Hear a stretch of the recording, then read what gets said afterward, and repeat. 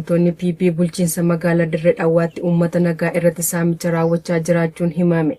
Guutuun gabaasichaa akka taanutti isiniif dhiyaata. Bulchiinsa magaalaa Dirree Dhawwaa Araddaa Qaallichaa keessatti maqaa waraana bilisummaa Oromoo deeggaraa jirtu jedhuun amajjii 28 2026 ergamtoonni Bilxiginnaa manneen hawaasaa cufarra deemuun soolaarii gurguddaa fi xixiqqaa osoo hin hambisin manarraa buufatanii saamuun gara mooraa isaaniitti geeffachaa turuu maddeen arraata biyyoolessa Oromiyaatti himaniiru. Haaluma kanaanis hawaasa saamichi kun irratti raawwate keessaa namoonni muraasni waajjira gandaa deemuun maaliif qabeenyaan nuti maallaqa keenyaan bitanii nu jalaa saamama maal balleessine jechuun gaafatan qaama mootummaa achi ol gaafachuu hin dandeessan jechuun reebicha hamaa irratti raawwatanii hidhaatti guuraa turuus himaniiru. Namoota reebichaa fi hidhaan irratti raawwate keessaa kan ammaaf maqaan isaanii nu qaqqabe obbo Bushuraa Abdul Salaamii fi obbo Shaamii Bushuraa kanneen jedhaman yoo ta'an namoonni maqaan isaanii ammaaf addan baane hedduunis jiraachuu addeessaniiru. Ergamtoonni PP godina Horroo Guduruu Wallaggaa aanaa Jimmaa Gannattii keessatti hawaasa nagaa hidhaatti guuruu hammeessanii jiraachuun dhaga'ame.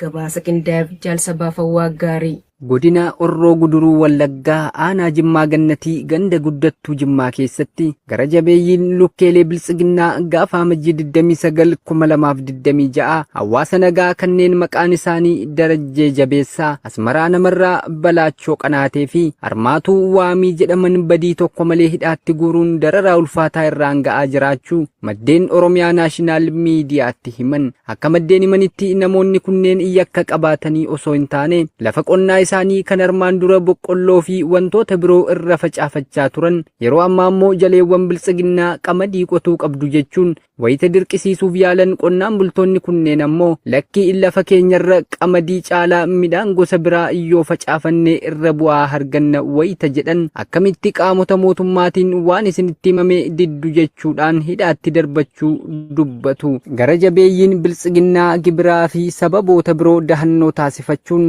dararaan nurraan ga'aa jiran isaan ga'uu didee jennaan yeroo ammaa immoo waan isin ooyiruu keessan irra facaafattan nutu isinii beeka jedhanii hiraarsaa ulfaataa nurraan ga'aa jiru kan jedhan maddeen yeroo ammaa kanas gosa midhaan lafti keenya hin baafne akka qonnuuf dirqisiifamnee qaamatti iyyannus dhabnee rakkoo hamaa keessa jirra jechuun har'aata biyyoolessa Oromiyaatti himanii jiru. Godina Baashaggar aanaa Boosat keessatti murni Bilxiginnaa yakkoota garaagaraa raawwachuun akkasumas bosona gubuu fi qeerraa uummata nagaa buqqisuu jabeessanii itti fufan. Jaalamansiis kaayyoo dabalata qaba.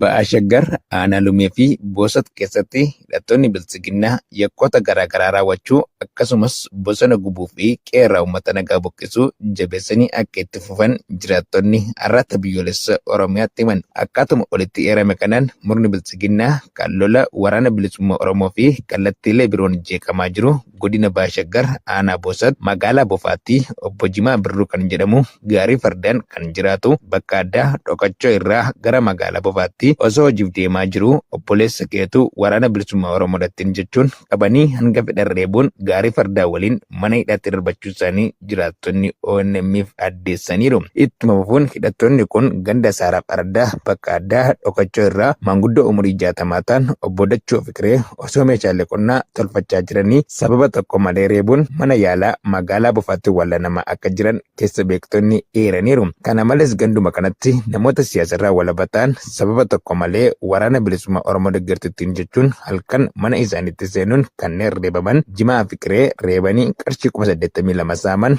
Hacaaluu Bayyanaa, Gulummaa Alamuu, Nugusee Badhaadhaa, Alamuu Nagaashuu, Dabalii Baalchaa daa'imman waggaa 12 gadii reewwata kan tiksan reebuun mataa isaanii kan burkusan yoo ta'u kanneen armaan gadii immoo gandichuma bakka addaa Qaraaruutti halkan idaa reebuun meeshaa jalaa kanneen caccabsanii fi saaman immoo obbo Tonkoluu Kaasaa, obbo Bayyanaa Badhaadhaa, Adde Taliilee, Manguddoo Iji hin argine, Garbii Badhaadhaa, Shaalloo Shaanqoo, Manguddoo, Baalchaa Fannoo, Manguddoo, Masfinee Shaanqoo reebuun moobaayila guddaa harkaaf fudhataniiru. Kana malees guyyuma kaleessaa aanaadhuma kana ganda Qaawwaa Hara Mirqasaa namoota qonnaa irratti bobba'uun jiraatan sababa tokko malee waraana bilisummaa Oromoo deeggartittiin jechuun hidhattoonni maqaa waraana bilisummaa Oromoo sakattaane jechuun bobba'an uummata nagaa doorsisuun kan buqqaasan yoo ta'u ganda Siifaa Battee bakka addaa Battee jedhamutti immoo bosona madaala uumamaa eegu gubaa akka jiran ONM'if ifoomsaniiru.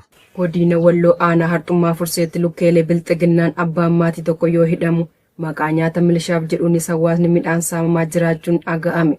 Jaalbooree addunyaa dabalata qaba. Godina Walloo aanaa Arxummaa Furseetti jiraataa magaalaa Jumaatee kan ta'e jaarsi biyyaa fi abbaan maatii namni maqaan isaa obbo Hussein Ahmad Dooyaa jedhamu amajjii 29 2026 bulchaa magaalichaa obbo Yuusuf Umaroo Gurraachoon maqaa hidhata waboo qabda jedhuun reebamee hidhaatti darbatamu jiraattonni magaalichaa ONM'f gabaasanii jiru. Namni kun qonnaan bulaa hojii qonnaa irratti bobbee maatisaa jiraachifatu malee deeggaraa fi miseensa dhaaba kamiyyuu kan hin taane ta'uu jiraattonni magaalichaa dubbisne ibsun bulchaan biltsiginnaa magaalichaa kun ammoo abbaa maatii kanaan yeroo darbee nu waliin ta'e waboo loli jennaan innis ani abbaa maatiiti maatii kon guddifadha waa'ee siyaasaa keessa hin galu lola na ilaalan irrattis hirmaadhu jedhee waan dideef yeroo ammaa ammoo sababa irraa barbaadee maqaa hidhataa fi quunnamtii waboo qabda jedhuun sobaa yakkee reebaa waajjira poolisii magaalaa aanichaa caffaa roobitittiruu dubbatu. Oduu saamichaan ammoo ganda Ashawaa Luxeetti bulchaan biltsiginnaa gandichaa namni maqaan isaa obbo Indiris Arboo jedhamu maqaa nyaata milishaaf jedhuun baatii makana keessa hawaasarraa dirqeen midhaan kiiloo 4 aga 5 guuraa kan ture yoo ta'u yeroo ammaas nyaata milishotaaf jechuun midhaan kiiloo 6-8 jiraattotarraa fuudhaa kan jiru ta'uu fi akka ganda kanaatti milishota keenya eegumsarra jiraniif kuntaala 100 ol qopheessuu qabdu jechuun afaan qawween uummata saamaa fi doorsaa jiraachuun baramee jira. Ergamtuun addaa Ameerikaa waggoota 7 booda hojii imbaasii deebistee banuuf Veenzuweelaa seente. Bal'ina isaaf jaal irbuu dhugaa. Ergamaan olaanaa Yuunaayitid Isteetsi Veenzuweelaatti ergama dippiloomaasii Ameerikaa erga walitti dhufeenyi isaanii addaan citee waggaa 7 booda deebisanii banuuf karaa seenaniiru. Laawuraa Dooguu dhufaatii ishee sanbata kaleessaa maxxansa X irratti maxxansiteen anii fi gareen koo hojjechuuf qophiidha jetteetti. Tarkaanfiin kun kan fudhatame erga humnoonni Ameerikaa ajaja pirezidaantii Ameerikaa Doonaald Tiraampiin pirezidaantii yeroo sanaa Veenzuweelaa Niikoolaas Maaduroo masaraa pirezidaantii Karaakaas keessaa erga butanii ji'a tokko booda. Sana booda Maaduroon gara mana hidhaa Niwuyoorkitti geeffame. Himannaan daldala qoricha sammuu namaa hadoochuu fi shira shororkeessummaa qoricha sammuu namaa hadoochuu irratti dhiyaateera. Tarkaanfiin kun seera addunyaa cabsuudha jechuun bal'inaan qeeqamaa tureera.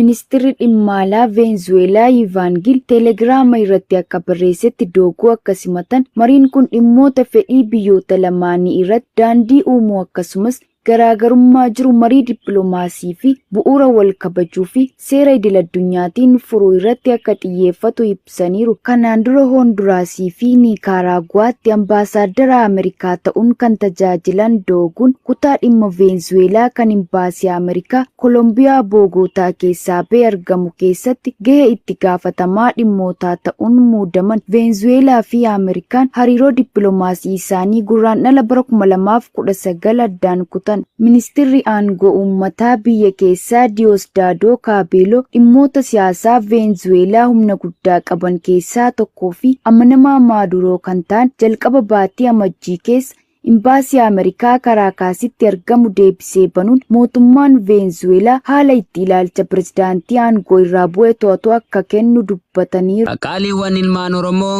reefii gaachana uummata Oromoo waboo wabii saba isaanii dinagdeen jabeessuuf gumaacha godhan haalaan jabeessanii itti fufanii jiru. Haaluma kanaan manneen ganjii lakkoofsa tokko jalatti ijaaraman qabsoo bilisummaa Oromoo deeggaruuf dhaabaa baa'uu waboof qarshii 6,000 gumaachanii jiru. Manneen kunis yeroo hundaa akka waraana isaanii waboo cinaa dhaabbatan ibsuun deeggarsa isaanii cimsanii itti fufuu akka qaban waadaa galuu isaanii gabaasa ajajaa olaanaan dhaabaa waboo har'aata biyyoolessa Oromiyaa qaqqabsiisaniin beekuun danda'ameera. Nutis galanni keessan bilisummaa ta'uttiin jenna.